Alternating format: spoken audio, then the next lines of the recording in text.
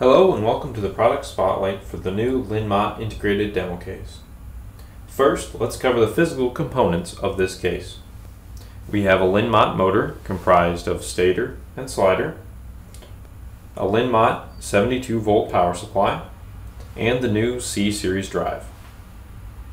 The C-Series features a real-time communication switch, a UL listing, and small size for easy integration. The control system for this demo case is an Allen Bradley Compact Logix L16 and a PanelView Plus 600. You will notice that the LinMot motor is neither enabled nor homed. You can see that it moves freely in my hand. Once we enable the motor, you notice that it will resist the force I put on it and make a slight whirring noise. You will also notice that it's still not homed. Homing allows the motor to find its position along the slider by moving to a hard stop. In this case, we use the front of the stator. Now the LinMot is ready to make some moves, so we'll navigate to the main menu and begin. The first set of moves we'll make are simple point-to-point moves present in every application. You can see this grid of commands present in the PLC. Each one specifies a position, velocity, acceleration, and deceleration. We'll start with 50 millimeters fast, then 75 and 100. Then we can go back to 75 slowly, back to 50 slowly, and back to 0. We can also jog the drive left or right, stopping anywhere in between, and then returning back to these absolute positions. You'll also notice down here the necessary amount of current to make slow moves is lower than the same amount to make fast moves. But the current is only needed while the motor is moving.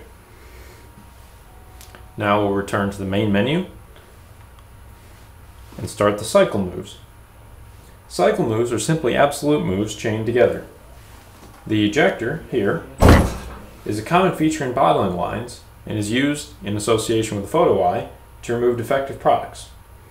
It moves 50 millimeters out and back in 100 milliseconds. Next, we'll do the machine gun move.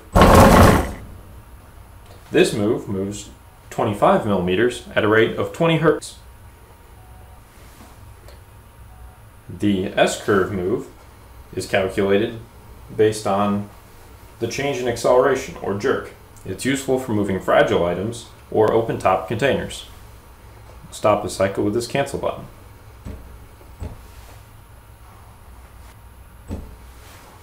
The bounce cycle shows the ability to customize the acceleration and deceleration in a move to produce this parabolic motion.